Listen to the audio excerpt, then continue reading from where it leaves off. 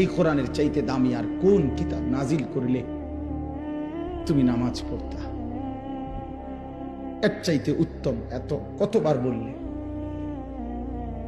আল্লাহর নবী সাল্লাল্লাহু আলাইহি সাল্লাম, আল্লাহর কসম বন্ধু, উম্মতের আমল নামা নবীজি সাল্লাল্লাহু আলাইহি সাল্লাম হাসরের ময়দানে দেখবে। নবীজির সামনে আমল নামা নবী হাতে নিবে, দেখবে। যখন আমল নামা হাতে নিয়ে দেখবে নবী পৃষ্ঠার পর পৃষ্ঠা ফজরের নামাজ নাই, 5 ওয়াক্ত নামাজ নাই, হালাল রিজিক বলতে কিছু নাই, 30 বছর সুদের টাকা, ঘুষের টাকা, কিস্তির টাকা, 30 বছর ধরে নাচ গান, নাটক, সিনেমা, ঘরে টেলিভিশন, বাজারে টেলিভিশন, স্ত্রী বেপর্দা, ছেলেটা নামাজ পড়ে না, মেয়েটা পর্দা করে না, নিজে বিড়ি সিগারেটের মধ্যে আসক্ত, কারো নামাজ নাই, বন্দিগি নাই, কোরআনের তিলাওয়াত নাই। এই আমল নামা দেখে আল্লাহর কসম নবী জিজ্ঞাসা করবে, উম্মত এত বড় বেইজ্জতি তুই আমারে কেমনে করলি? উম্মত আমার সামনে এটা তুই কি দিলি?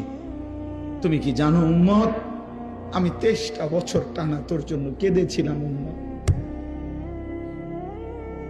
আমি এমন কাঁদা কাঁদছি রে উম্মত তোদের জন্য, এশার নামাজের পরে দাঁড়াইছি,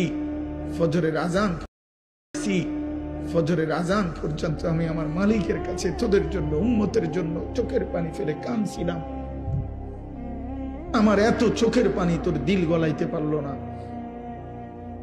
আমি তায়েফের পাথরের আঘাতে আমার পিঠটা চালনির মতো ছিদ্র ছিদ্র হয়ে গেছে রক্তে।